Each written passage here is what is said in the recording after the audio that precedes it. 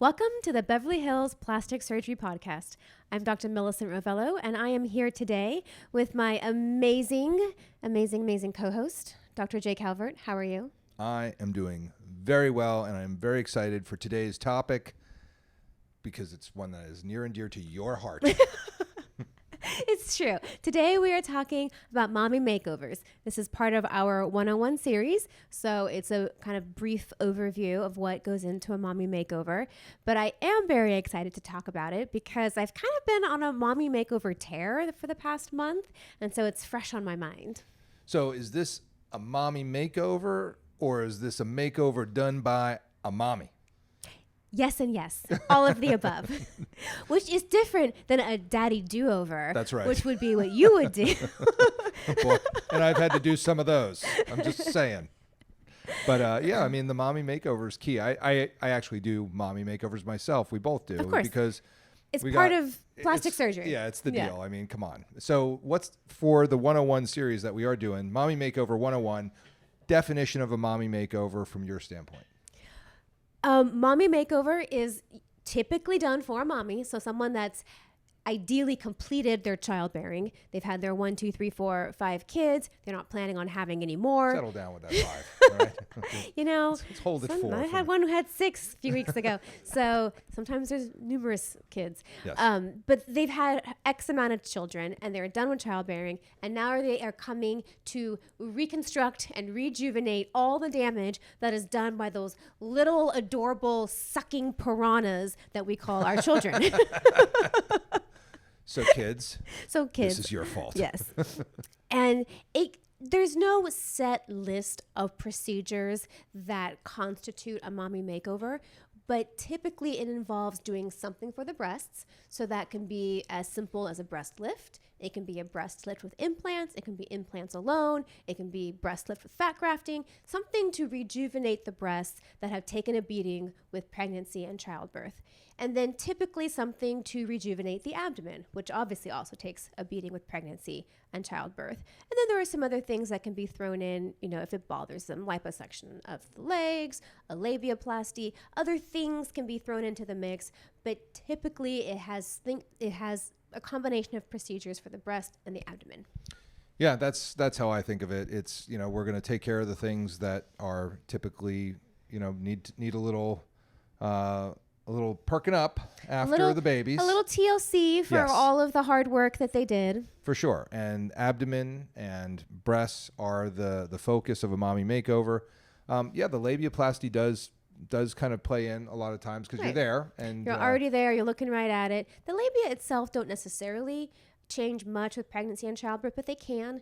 And sometimes when things get torn or sutured back together, they're not always done in the right way. Or maybe it's just one of those things where it's like, I'm already here doing all this work. Right. Why don't you fix this? Well, with the 97% C-section rate in Newport Beach, that's a joke. It's not. It's like 92%. I'm just kidding. It's 95%. No, there's such a high C-section rate that things don't get torn as much. And that may be by design, but I think the OBGYNs just like to be super, super duper conservative. So like C-sections happen way more than natural vaginal births in sort of the population I see anyway.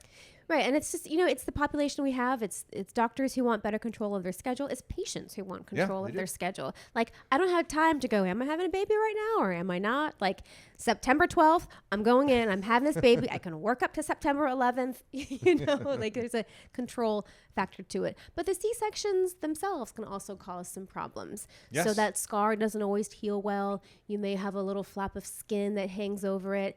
And so that's why patients will come in asking for a C-scar revision. But some C-section, section scar revision. But sometimes what they really need is a mini tummy tuck or a full-blown tummy tuck. Definitely part of the mommy makeover.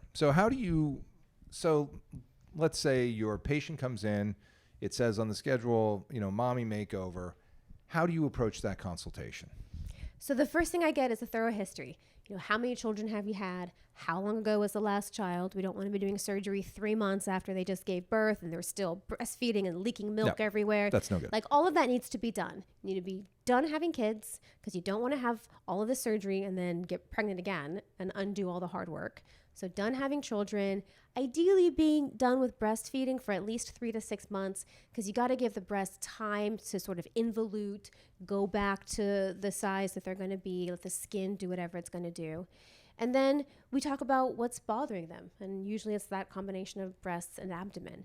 And then we make a plan based on whatever it is that they want.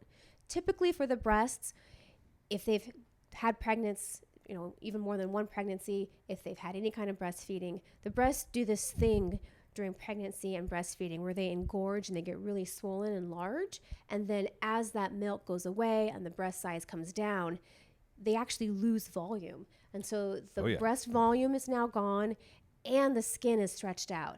And so they may have gone from having perky, youthful looking breasts to having sort of these sad, deflated breasts that they don't recognize anymore. And they frequently want to have those breasts back. It's very sad for everyone. Like, I want them back up here, like where they were. And sometimes that can be accomplished with just a simple lift. Sometimes it's just a simple implant if they're small volume and they don't have a lot of loose skin. But frequently it requires a lift plus an implant or a lift plus fat grafting to restore the volume that they lost. Yeah, and it is about rejuvenation. This is not just like, come in and get some breast implants in, although that can be the case. But really we're talking about rejuvenation of the breast because the process of being pregnant and having, even if you don't go to term and have children, the breasts go through it. They go through the changes. They do. Yeah. And so the breasts really can get post pregnancy, I should say, involution of the breast tissue. You can get it obviously even without breastfeeding, and the breast tissue can shrink and get less robust and less perky. Yep, all of the above. I had a patient last year who unfortunately her pregnancy didn't go to term. She got to maybe, 4, 5, 6 months, but her breast got very large. And in fact, the photos she showed me of what she wanted her breast to look like were the photos of her breast during that pregnancy term. And I see that pretty commonly. Patients were like, I really loved how my breast looked when I was breastfeeding, and they show me a photo. Can you make me look like this? Totally. That has happened many times in my practice where they're like, this was me, like 6 months, like, can you do this? I was like, well, we can get you back there. We'll get you there. You're going to need a little implant, going to need a little lift, maybe some scars that you didn't have to get there. And that's the thing is the scars of mastopexies, of breast lifts, always sort of come up as a topic of, it's a bone of contention with, especially in Southern California. I don't know about the rest of the country, but our fellow Dave Stepien says that the periareolar lift is like, he calls it the California breast tattoo. He goes, it's just, nobody else does that. Everybody else, you're getting an anchor scar, that's that. Stop talking to me about the periareolar. And that is something that is really common here in Southern California for some reason. It's true. Well, we're just more used to showing off our bare breasts, I think, in general. And people don't want to have visible scars on their breasts. They don't. And you're maybe more accommodating than I am. I'm kind of like, yeah, well, if you want the breast to look pretty, that's what I got to do for you. And you're going to like it. So you're welcome. Because it's true. Like those scars, the vertical scar plus minus the one that goes underneath the breast, the horizontal scar. If you have a lot of skin, they're very necessary to reshape the breast and get rid of the extra skin. Frequently for a patient that's had children, that's breastfed, a periareolar scar where you hide the incision just around the borders of the areola, probably not going to cut it unless they were pretty small breasted to start out with. But we do have a whole mastopexy podcast, so go back and take a listen to the scar discussion. Don't we have a We Hate the Periareolar Scar? We do have that podcast also. And then I think we both went on and did periareolar mastopexies like the next day. I think we did. I don't know what that is, but anyway, back to mommy makeovers. So you're going to deal with the breasts. You're going to do fat grafting, lifts, implants, whatever it takes to make them look beautiful. Abdomen, same thing, right? We were going to go from you're going to run the gamut from you need some liposuction to you need a full-on abdominoplasty and everything in between. Correct. And that is the gamut. Typically, it is an actual abdominoplasty. Yes. So that's an incision, kind of hip to hip, right in the front, big smile. And then you tighten up those stomach muscles. Not uncommonly, those rectus muscles, your six-pack muscles, have been affected by pregnancy, especially if you are narrow-framed and you had a large baby or maybe a twin gestation. You ever seen those pregnant women that you can't tell they're pregnant from behind, then you see them from the side and they look like torpedoes? Yep. Yeah, their rectus muscles have taken a beating and frequently need to be repositioned and put back together. And that's part of a traditional tummy tuck, combined with however much lipo they need based on however much fat they still have left. That's sort of the classic tummy tuck scenario. You have mini tummy tucks. There is a mini tummy tuck podcast, mini tummy tuck, mini result. It's like a C-scar revision is what it is. It is. You're otherwise a fit, skinny person. Your muscles haven't really been affected too much. You just have a little bit of skin that hangs over your C-section scar. You're a candidate for a mini tummy tuck. Other than that, the results are going to be not that great. Just do the full tummy tuck. Or you have the person that I had today for a consult who really didn't want to do the scar, didn't really want a big surgery, didn't want to have the full tummy tuck. And so we're just going to do 360 lipo. We're going to lipo her back, her flanks, her abdomen, and then do some Renuvion, some skin tightening of the skin to get it to contract and tighten up. All right, I want to see your reaction to some of these operations. Okay. 'Cause I already know what they're going to be. Okay. Floating umbilicus abdominoplasty. Yes or no? If you can find me the one patient that would benefit from it, then yes. I can find you the one. The I one? have one. Yeah, Oh, I do okay. have one. You have one. No, I have two. Oh, okay, all right. I have It's two people. floaters. So that concept is that there's not enough skin in the upper abdomen, because what people don't understand with an abdominoplasty, we make a hip-to-hip incision. We take all the skin off of the abdominal wall muscle, so the skin flap is all the way up to your sternum, basically to your xiphoid process, and over the ribs on each side. So that's one big flap that you can imagine as a window shade. We pull it down, cut off the excess, sew it up, and bring the belly button through new skin of the abdomen. Well, sometimes you don't have enough skin above the belly button to make it all the way down, and you're going to have a scar that's like halfway between your belly button and the incision in the low abdomen. Or you could float the umbilicus. You don't make that scar around the belly button. You lift it off the abdominal wall, bring it down, suture it back in place. But there are limits to that, because if you make it too low, then you have a belly button like at your pubic triangle. Yeah, right which above your is incision. not cute. No. So this is for someone that has very little skin above the belly button and has like a normal to high riding belly button to start out with. Yes, it so has to be high. you can pull it down by a couple centimeters and it doesn't look too wonky, and you can relax the skin of the upper abdomen. But like I said, it's not too many people that fit into that category. Okay. Okay, I have one for you. All right. If we're playing this game. Yes. Reverse tummy tuck.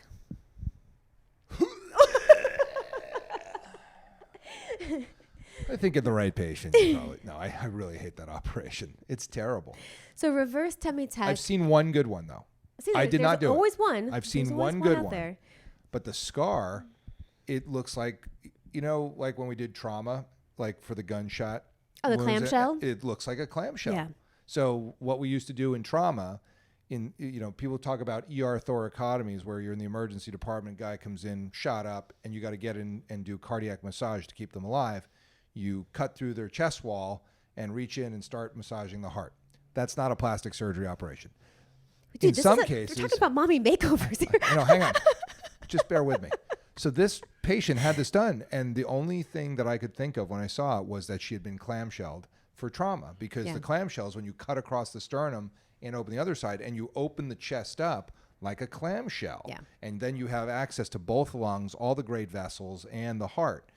Well, she had a reverse tummy tuck, which looked really good from the, don't look at the scar kind of thing. So a reverse tummy tuck is where you put the incisions in the fold of the breasts. Right. So instead of putting it underneath, like from hip bone to hip bone, you put it at the top of the abdomen, right under the breast in the fold, and you pull up.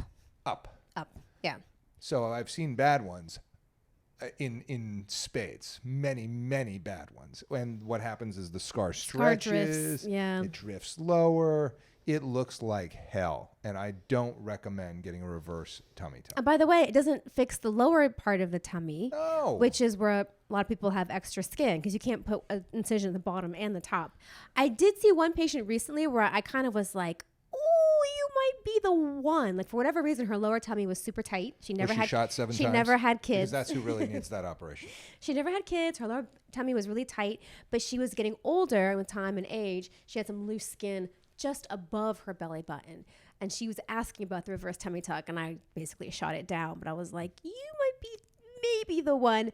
But I just, again, yeah, those scars, I can't deal with it. I'd rather float the belly button or do a mini or something like that. You know, and the other thing you can do is you can just put a scar halfway between the belly button and the incision. I've done it's that fine. plenty of times. And it's fine. Yeah. And the patients don't complain. It's not a big deal. It's in the lower abdomen. It's still usually hidden within a Yeah. bikini. It can It's heal a well. small little 2-3 centimeter vertical scar where your old belly button incision was. And it's really not a big deal because the exchange for that scar is a super flat, super tight abdomen, which is worth, Good my trade. opinion, having a little 2-3 centimeter vertical scar in addition to your tummy tuck I scar. want to just take a moment though to like have our listeners realize that you and I have clamshelled human beings as part of our training to do this stuff. It's really Yes. hard. Like people forget like I where know. we came from. Like you we're know? actual like real surgeons. Yeah. You know, like Yeah. when it comes to surgery, like we got game. I know you clamshell. Yeah, been there, done that, and it has a mortality rate of 99.8%. Nobody walks out of nobody walks out of the hospital with a clamshell scar. I can tell you that much. Not anyone I saw. I will tell you about the one ER thoracotomy that I saw leave the hospital. She did survive. Her and her daughter were driving on a highway in Pennsylvania, and a coal truck rolled over on them. And the daughter was okay, but the mom got clobbered, totally crushed. She was driving, and she had an ER thoracotomy. And I'll never forget it because I was there. I don't know what happened. The trauma felt like when you do an ER thoracotomy, you think you're going to cut like in the breast fold, right? Like in the No. fourth, fifth interspace. You're in a trauma situation and you're just trying to get access to the aorta. You don't really think about where you're putting the incision. Well, he didn't. And He did not. cut flat, like straight Straight across through the breast. Yep. It was like, I've seen that. It was like, ooh, like everybody went, ooh, like that. And sure enough, the ER thoracotomy that I saw survive had a wailing scar right across her breast. Like I've that. seen that exact But she's same alive. thing. But She she's made it. alive. She made it. Yep. You know, and of course it was closed in the usual trauma manner with staples. Yep. And But she walked out of the walked out of the hospital. You can't argue with those. Nope. That kind of success Not rate. at all. But that's not what we are doing No. today with the mommy makeovers. So the mommy makeovers, you know, you can kind of get into the weeds about the various different procedures. It's all going to be very tailored to whatever it is you need. That's right. And what you are looking for and how much you want to commit to any given procedure. But sort of by definition of what we're doing, which is a combination of procedures, it is not going to be a small little cutesy procedure. Nope. Just because it has a cutesy name, just because it's called a mommy makeover, does not mean that it's a small cutesy procedure. This is one of the bigger surgeries we do in plastic surgery. It is a lot of time in the operating room. It comes with very real risks and potential complications, and is certainly not something to be taken lightly. Cost. We always talk about cost. It's not cheap. $1 million. I mean, if people think, because it's one procedure, it's a mommy makeover, but they don't always realize that you're doing sometimes 2, 3, 4 separate procedures. That if you were to do 4 separate procedures individually, would cost you a lot of money. It's not that much different when you combine them. There's a little bit of a cost savings because you're combining the first hour of OR anesthesia, but you're still getting 3 or 4 separate procedures, and it's going to add up, and it's not going to be cheap. No, it's usually 7. It takes me about 6 or 7 hours to do these, and I spend a lot of time on it. I want it to look great, so I'm not gonna, I'm gonna do the breast first and then the abdomen. That's typically the way I do it, and cost can be anywhere. And this is 2023 with inflation. Maybe soon it will be $1 million, but at this point, it's anywhere in my world. And I'll just quote a range for California. It could be anywhere from $25,000 up to $100,000. Yeah, I think that is legitimate. The lowest end of the spectrum is going to be 20. Beverly Hills prices $25,000 is the lowest that you in can, Beverly Hills. that This you is can Beverly get. Hills. Yeah, and then I've heard all the way, $40, $60, $80, $100,000. So you find a surgeon, find the one that's in your price range, but just know that whatever it is, it's not certainly going to be cheap. The guys my vintage, which are obviously a generation older than you, are in the $70,000 to $80,000 range Yeah, for this I would say operation. For real. $70,000 is legit. My vintage, more in the 20 45. to 30. No. Yes. You? No. I know I should charge a lot more than I do, but You I should. You're so good at this. I want people to be able to have the surgery. Plus, it's a mommy doing a mommy makeover. Who better to have empathy than the mommy doing the mommy makeover? I know. Come on. What are we talking about here? I just want to help the people. I know you do. You're the only one that comes out of there and it actually costs you money to do the surgery. That has happened before. Yes. So that's the cost. It's not going to be cheap. But the recovery is something to talk about as well. Sure. That's not going to be easy. I do ask my patients, how old is your youngest child? What kind of help do you have at home? Yeah. Because if you have a child that's still, less than 2 years old, 3 years old, and you're the only one that's around to help take care of them, that's not going to work. Good luck. Because you're not going to be able to lift them up. You're not going to be able to lift them up and put them in their crib, lift them up and put them in their car seat. They either need to be at an age where they can do that on their own, or you have someone in your house that can help you do that for at least a couple of weeks, if not the full 6 weeks, because you are not going to be in a position to be lifting, 15, 20, 30-pound children. So you got to figure out your circumstances and what kind of help you have at home. The first week is certainly going to be the roughest, in terms of pain, discomfort, how you can position yourself, how you can sleep. But then each week tends to get better. And by, 6 to 8 weeks, you're back to the gym, you're back to your regular life, back to work, maybe in 3 weeks-ish, something like that. Yeah, I agree with those numbers exactly. And it is patient dependent. I mean, I have some patients they just rally and they're given 2 weeks. And I got other ones that want to milk it till for 6 months if possible, so they can get taken care of the whole time. But it just depends every patient's different. Everyone's different, how much work you do. Most of my patients, there's liters of fat being removed and lots of liposuction. So they're feeling it for a minute. Yeah, for sure. Yeah. It's real surgery. But the results are spectacular. I have many, many happy patients with their mommy makeovers. I mean, it just changes the shape of their abdomen. It makes it sucks it in and it narrows the waist and it gets the hips out and it just... Yeah, it gets you that hourglass figure, gets you a flat abdomen, it fixes those compromised muscles, it rejuvenates the breast.